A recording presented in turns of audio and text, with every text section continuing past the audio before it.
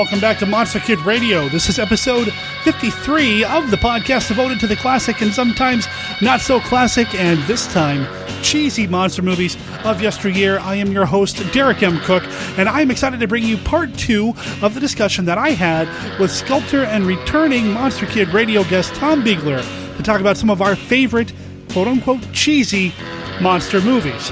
And by the way, the song that opened the show was El Tortura by the band The Ape Men. It appears on their album 7+ Inches of Love. You can find out more about the band by going to their website, www.the-apemen.com. Of course, you can follow the link in the show notes over at Monster Kid Radio for that. Now, to get back to the subject at hand, I think we made it pretty clear in part 1 of our discussion that we are talking about these movies with nothing but love in our hearts for these films. Yeah, they're a little cheesy sometimes, but you know what? We love them anyway. In fact, all the movies that we talked about in part 1 are some of my personal favorites. Well, except for maybe slime people. And, well, Giant Claw. Well, you know what? I love these movies anyway, and I actually own every single one of them. They're in my DVD collection, and they would not be taking up space in my DVD folders and on my shelves if I didn't have at least a little bit of love for these films. We are not talking about these movies in a disparaging way at all. We're just shining a little light on some movies that sometimes do get a little laughed at because they're a little cheesy, and you know what? We love them anyway.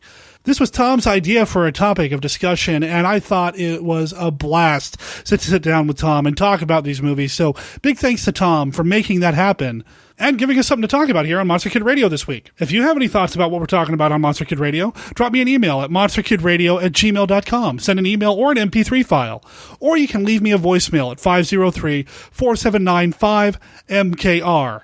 If you want to talk about something with other listeners of the Monster Kid Radio listenership, join our Facebook group. Just look us up at Monster Kid Radio and join the group. Or follow the link over at monsterkidradio.net. We have some conversations happening over there, some polls about favorite monster movies to watch during the holiday season, all sorts of stuff happening on Facebook. I'd be remiss if I didn't mention our 50 review challenge. If we can get 50 honest reviews in the iTunes store, I'm going to launch a spin-off show here at Monster Kid Radio. It'll be a very specifically focused show, but about something near and dear to this Monster Kid's heart. And I think you guys and gals are going to dig what I have in mind for this thing. But I can't launch this new special spin-off show as part of the Monster Kid Radio Network until we get to 50 reviews in the iTunes Store. Honest reviews. Tell me what you really think. I'm not just looking for a freebie, a gimme 5-star review thing. Give me an honest review in the iTunes Store. We get 50 of them, I launch the new show. We get 35 reviews in the iTunes Store, and I'll tell you what the new show is going to be.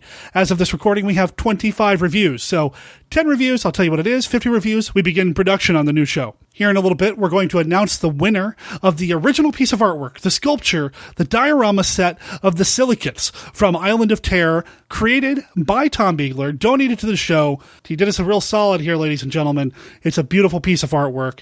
I can't wait to announce the winner and find out whose shelf this piece of art's going to sit on, because it's not going to sit on mine anymore. And, well, after I mail it to you, I promise to lose your address so I don't come by and visit the artwork. This just got really creepy. So moving on, stay tuned. At the end of the show, I'll announce the winner of that. But before that, we've got part 2 of our Tom Biegler discussion about cheesy B movies that we love, and we'll roll into that right after this.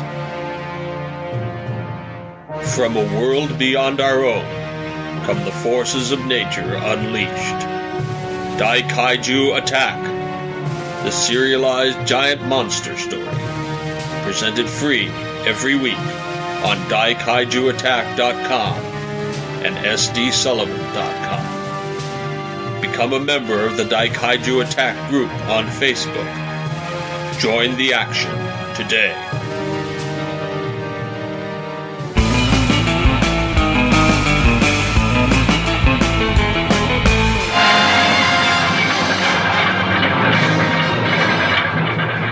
It's a piece of skin, like leather. From all corners of the earth, they gather to study the mystifying frozen fossil, a reptilian tail that grows into a giant of terror. It's alive! It's loose! You have been invited here to see for yourselves one of the most amazing events in the annals of scientific history.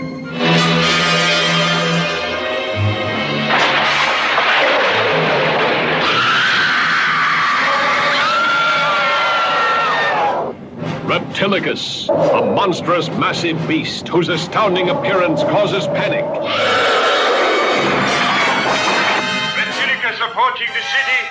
Repeat, Reptilicus approaching the city. This is Grayson. All units, fire at will.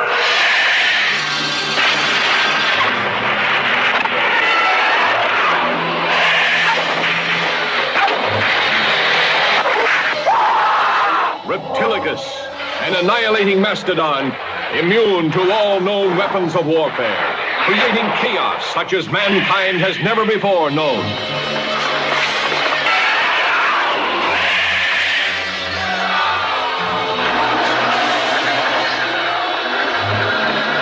We're gonna jump to a different country and try Reptilicus. Yes!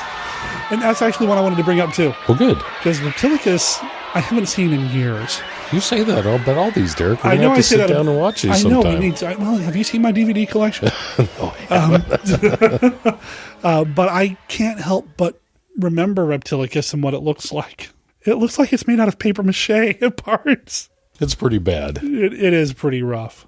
This was also recently released in a 4-pack on DVD. That's one of the ones I got on one of my 4-packs, I'm sure. Okay. Yeah, I had it already. But I had heard from so many other people that the prints on a lot of these were so good that I thought, geez, for $5 to upgrade. Yeah, I think Vince over the B-Movie Cast was talking about it. Yeah, yeah, probably. I think that's where because that's what caught my attention too. And I need to watch it. I've got that disc at home. I need to put it in and check it out. But all I remember is that monster looking like it was made out of paper mache, and it would just take a match to take care of it. Yeah. But it's a good film. I mean, still a fun film. Yeah, it's fun. You know, there's some comic elements and some of the special. I mean, not only the creature, but, well, for those that'll watch it or have watched it, they have some, what is it? I guess it'd be blue screen work where, like, Reptilicus is eating a guy. Yeah. And it shows him flying into the Reptilicus mouth. I mean, the effects are, it's terrible. pretty rough. But there again, that's, they didn't have millions of dollars to do stuff. They just did what they could do. And we accept it. The money. Yeah, fine. I hope people at home are taking notes here because these are movies that I need to sit down and watch. That's, again. This is the guy. Uh-oh. Not to interject here, but Dirch Passer.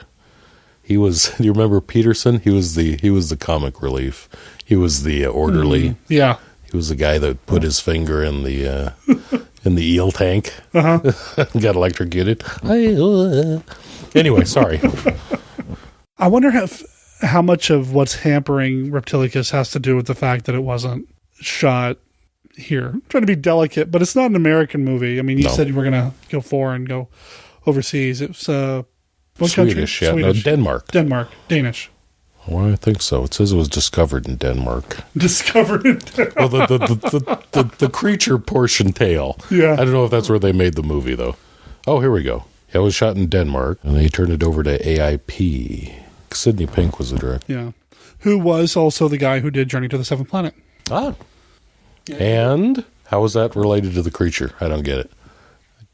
Get it? It's a joke because everything's related to the creature. Journey to the Seventh Planet had John Agar, who was from Revenge of the Creature, which was okay.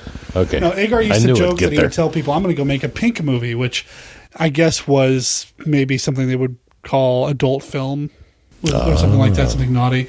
But really, it's just directed by Sidney Pink. But he thought it was funny. At least I read that somewhere. I could be misremembering the story altogether, but I'm sure you're right. Yes, of course I am. So, after that, I'm almost running out of stuff here. We got The Sting of Death, which I don't know if you've watched. I have not watched. You have made sure that I have it in my collection, but I have not watched it. What is Sting of Death about? I haven't watched it in a long time.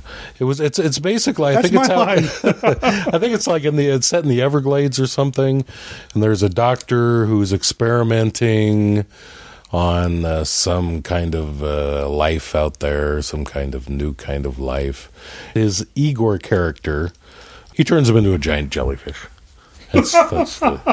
Okay. That's basically what it is. It's kind of a Frankenstein, but the monster is a giant jellyfish, and it's basically a guy in a wetsuit with some, it looks like he has kind of maybe those love beads used to hang up between rooms instead of a door.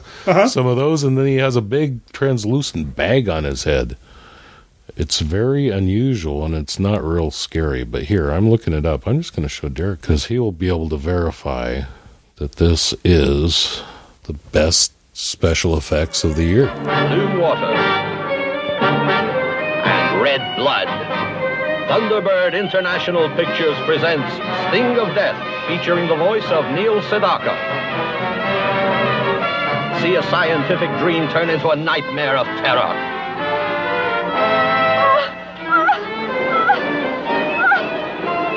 I've got to go out on the reef. Fine. Egon, help me with the party. As Neil Sedaka sings, teenagers dance in happy abandon, unaware that cruel, merciless death stalks the dancers. Do what you did when you did what you do.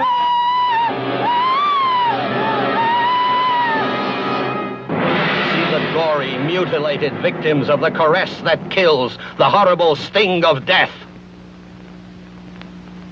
John, the door is closed. I'm going to check on Karen. A race with madness through the menacing wilderness of the Florida Everglades, while a man-made monster strikes at will.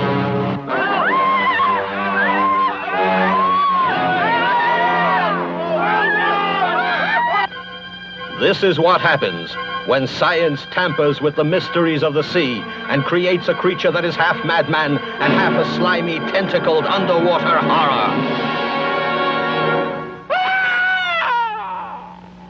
A happy excursion to the beach turns into the indescribable horror of mutilation and agony. This is awful. What else is going to be happening? Horrible, horrible things are going through my mind. See the jellyfish monster, the man whose brain is warped and whose body is covered with the stinging tentacles of the jellyfish. Thunderbird International Pictures presents Sting of Death, coming soon to this theater. That's awesome. Isn't it? It's like a big inflatable bag on his head. That's what it is. That's amazing. But the stories, there again, it's a terrible. Well, I don't want to say terrible. I shouldn't say that. It's a cheesy movie, but it's so much fun. I mean, the overacting, and there's one scene where they're having a pool party, and this creature, the big-headed jellyfish, is in the pool, swimming around, and these other people at the pool party are there. They don't even notice him. They don't get in the pool. They don't even notice him in there. And, of course, he attacks one of the girls. But it's just so over the top and stuff. But it's fun. It sounds awesome. Anyway. I know what movie I'm going to watch next. I have it. I need to watch. That looks amazing. When did it come out? 1965. 65. Okay. 4.8. On the IMDb. Boy, that's pretty high for that movie. If I remember it, they must be adding the cheese factor in. I think something weird put that out. Yeah, it came out on a double bill with, I have it here somewhere. Something Tartu? The Curse of Death, Curse of Tartu, I think. Yeah, Egon. A guy named John Vella. I don't imagine he did a lot of other acting, but he was the Igor character that because he was ridiculed by the people because because he had a wart or something, so they ridiculed him and drove him in to be a giant jellyfish. It's strange. It sounds amazing. It was pretty good. I'm gonna have to check that one out. I think you should. I think you should get it. We're almost at it. See, I'd put Night of the Blood Beast on here, but I haven't watched that in a long time. But I know the creature's cool. I have a lobby card of the creature. Do you remember the monster from that? The story's kind of, fairly interesting. John Carradine was the first man to be set up in a satellite and ejected back to Earth. Something's wrong. I'm falling too fast. Golden Rod, I'm in trouble. The jets aren't breaking my speed. I'm releasing the drag chute.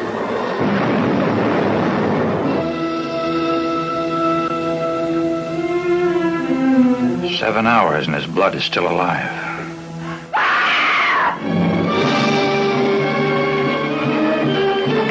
Night of the Blood Beast brings you the first creature on Earth bullets cannot kill. unbelievable. Things like this just don't happen. A blood beast that makes a dead man live.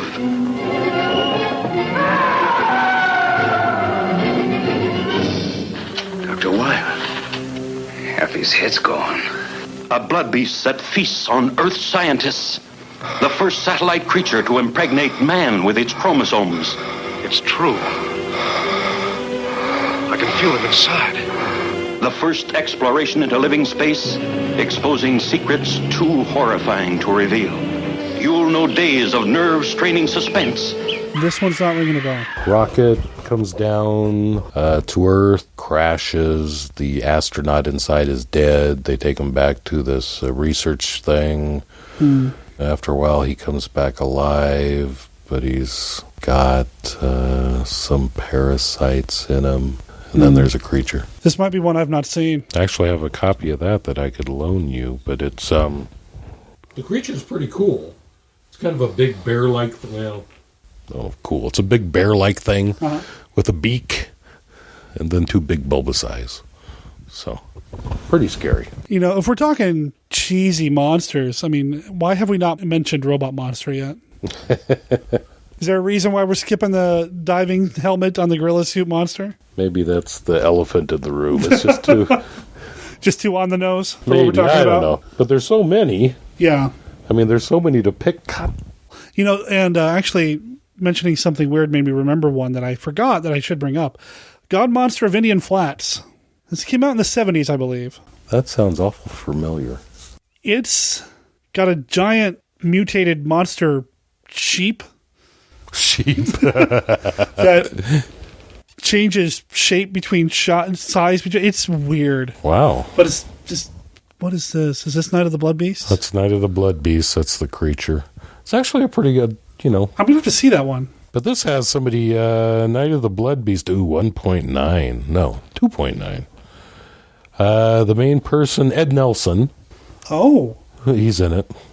He's John Bear's in it, but most of the other people, John Bear, Angela Green, Ed Nelson, who's kind of the star, kind of. Huh. It was pretty entertaining. And if we're talking about this stuff, then we might as well talk about the one we were talking about off air. Is that the Carradine film? Horror of the Blood No. What was it? I thought that's what you said. Horror of the Blood Monsters? Planet of the Blood Monsters? Planet of the Horror Monsters from Hell? With Carradine. Carradine's Planet of Horrors.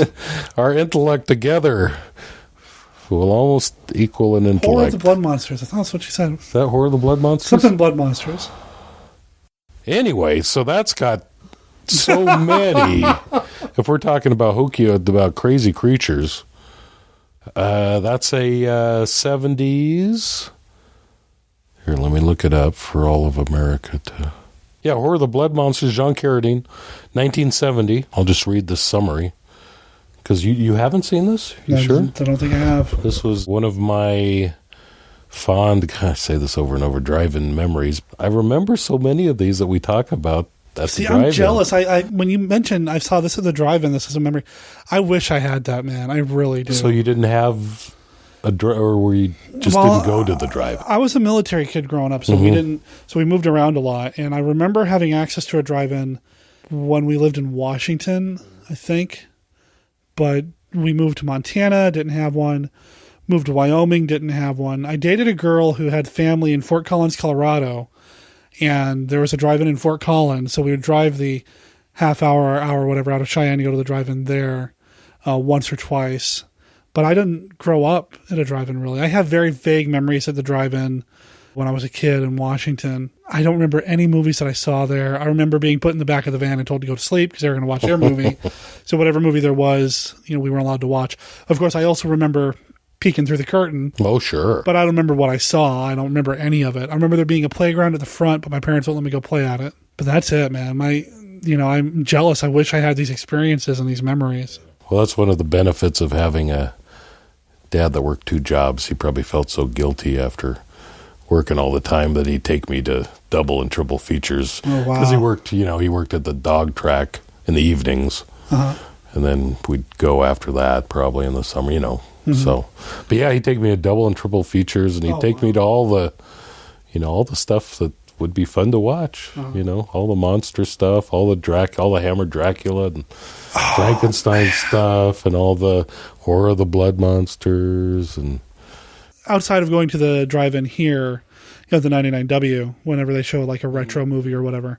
Before that, when I moved from Wyoming to go to film school in Montana, you know, I drove and I got to this small town on the border of Wyoming and Montana. I can't remember the name of it. It was on the Wyoming side, I'm pretty sure. And it was time to go to bed. I was just dead tired. It was night. And the hotel was just charging a lot. And I didn't want to pay to stay in a hotel. But they had a drive-in. Ah. And the drive-in was doing an all-night show. Nice. And I don't remember what movies there were. I think Die Hard 3 was one of them. They were showing movies nonstop. You pay however much and just stay all night until the sun comes up and they stop showing movies. So that's where I slept that night. I fell asleep watching Die Hard 3. Damn. Locked the car and called it good. You know, sun came up, people went home, and I went to film school. That sounds pretty nice. Yeah. You probably got inundated while you slept with all this great cinema. That's how that works, probably. Isn't it? Yeah, I guess. That's I should just slept through class. That's what I should have done. That's too bad that there's so few so few drive-ins, because it was it's a night, and it's hard these days, but it was a nice memory of, going and just playing and going to the snack bar and eating those, mediocre hot dogs and hamburgers. Have you been to the drive-in that we have here? No, I don't think I've ever been there. It's a good place. They did win their Project Drive-In a while back, so they are going to get the digital projector for next year. They still have some things that they need to do because, and this is something that I don't know if a lot of people really realize, digital projector, that's just the first step, because that's some pretty high-end technical equipment. It's got to be in a climate-controlled room. Ooh. So if you imagine a drive-in movie theater that probably was just a shack on top of the snack bar showing the movie out of, they've got to go in and redo their entire room now, which, is going to be an expense as well. So, just if you have access to a drive-in, throw some money at them. I guess is what I'm saying, listeners. If they're showing a movie and that sort of thing, just keep that in mind. There's a documentary called Going Attractions that came out earlier this year. I haven't heard of it. It's really good. It talks about the history of the drive-in, the rise and the fall, and the kind of resurgence of them now. And I learned some things about what caused drive-ins to kind of fail more so than I knew before, which I had no idea that daylight savings had something to do with it. Oh. That there was actually a campaign by some drive-in movie theaters to fight instituting a daylight savings time because it meant it got darker later, which meant less business for them, which I found fascinating. I have this dream that someday my retirement job would be owning a drive-in movie theater and museum, but I don't know how likely that really is. Would be nice. Because that's where you would show these cheesy movies, to bring it back on topic. But then only I guess only a handful of us would show up. There'd be well, that's why it has to be the retirement job where it doesn't matter. That's right. If only 5 or 6 people show up. Sure, just for fun. It's all for fun. Exactly. So we got off track there, but we really did. But that's all right. Horror of the Blood Monsters. With the premise is the Earth has been overrun by vampires. The only way they can fight this thing is to go to the planet of the original vampire.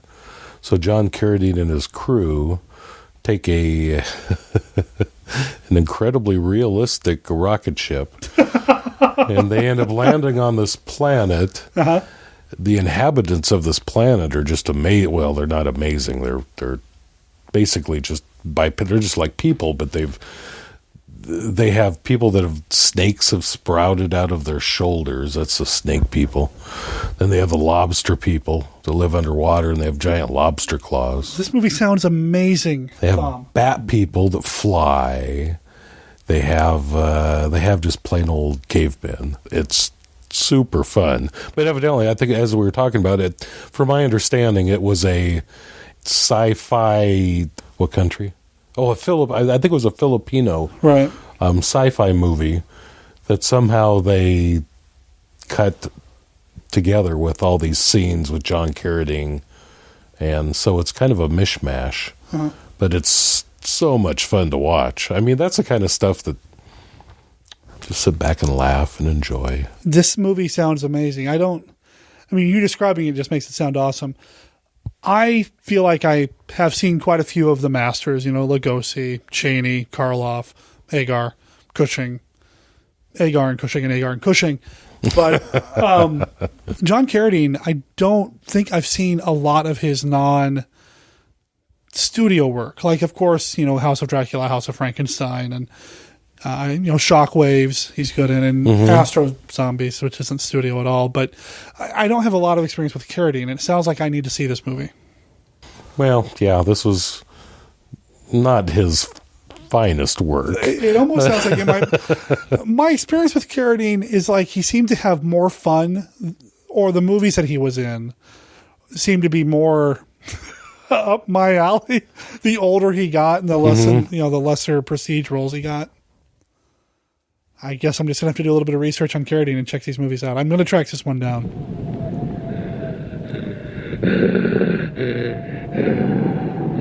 Come into the cave of the bat demons. They are waiting for you. They are longing for your blood. And they hope you'll drop in to join them in horror of the blood monsters. A new, a ghastly journey into the weird world of the undead.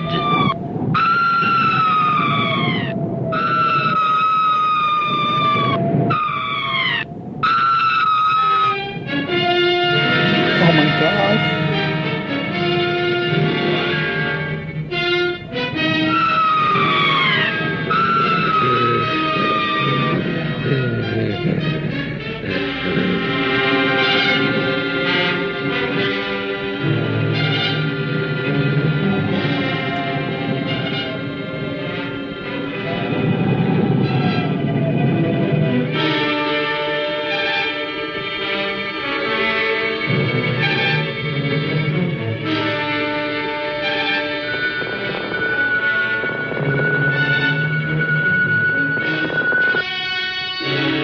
This movie.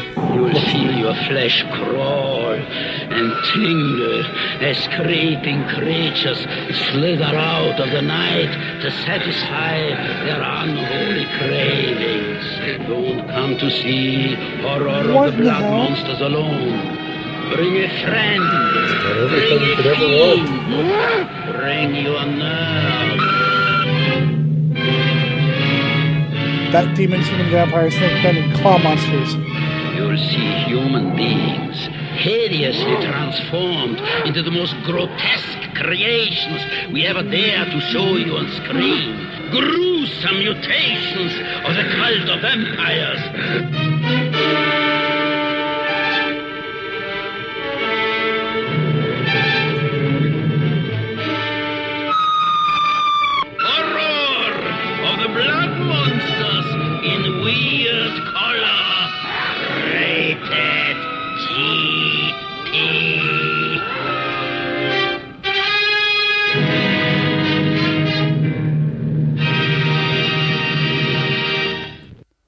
So we're going to go out on the trailer from Horror of the Blood Monsters because I don't know how much, what else you can say to top it. That was the grand finale. This was awesome, Tom. Thank you for bringing up some titles that just makes me smile and laugh. Thank you for the chance to talk with you about some of the stuff. Good stuff, man. We'll have you back on the show down the line, man. Okay, son. We should definitely talk about Horror of the Blood Monsters. Definitely. Let's watch it and we'll discuss it at a later date. Sounds like a plan, man. Take care, Monster Kids.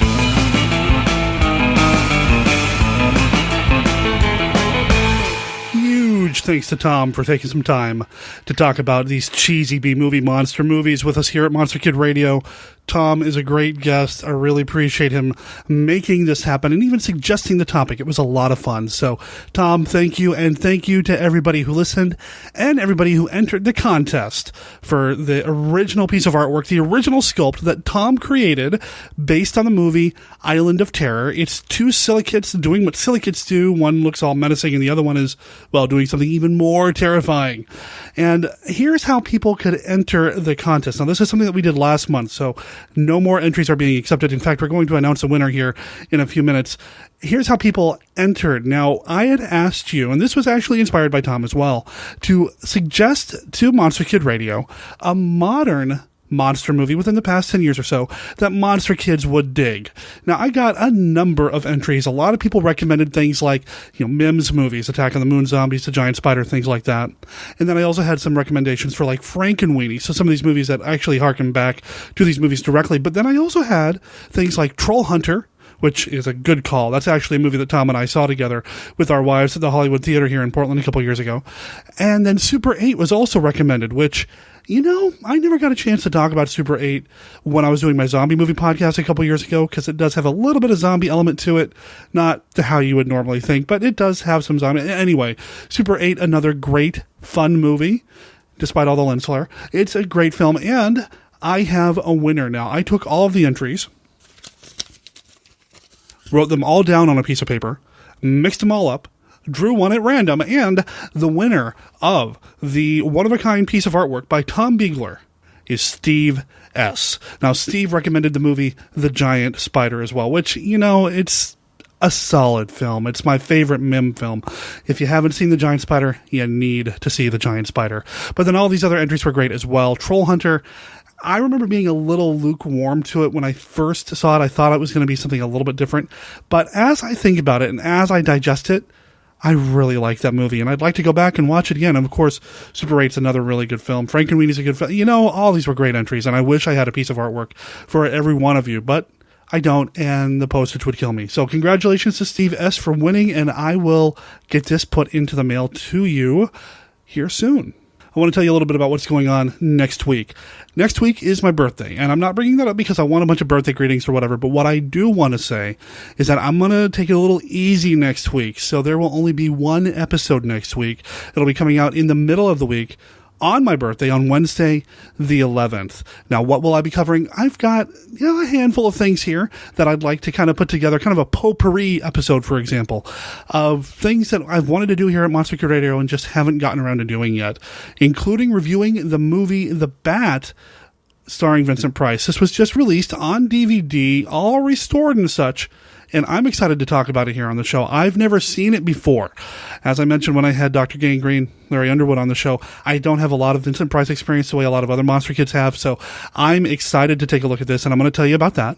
I have a mini interview with filmmaker Wayne Sturgill. Earlier this year, I attended the world premiere of his movie Invader from Venus. Now, this screened at the Clinton Street Theater here in Portland, Oregon, and it's another one of these kind of throwback movies done in the style of a movie from an earlier era. This one feels a little bit more 60s sci-fi than, say, like 40s or 50s. It was a fun film. Unfortunately, it's not available on DVD or anything like that, but, I still had a chance to talk to Wayne, and I want to share that interview with everybody as well. Also, I played a couple of rounds of the Classic 5 with previous guests here on the show, so I'm going to play those as well. And if you have any feedback for the show, well, I'd like to include that in next week's episode as well. Again, our contact information, monsterkidradio@gmail.com, or you can always call us at 503-479-5MKR. That's 479-5657. Now, the week after that, we'll get back to our regular schedule, and, well, we'll have some more Monster Kid Radio goodness for you. Monster Kid Radio is a registered service mark of Monster Kid Radio LLC. All original content of Monster Kid Radio by Monster Kid Radio LLC is licensed under a Creative Commons Attribution, non-commercial, no derivations, 3.0 unported license. Of course, that does not apply to the song El Tortura. That belongs to the band The Ape Men. It appears on their album 7+ Inches of Love and appears on this episode of Monster Kid Radio with their permission. Talk to you next week.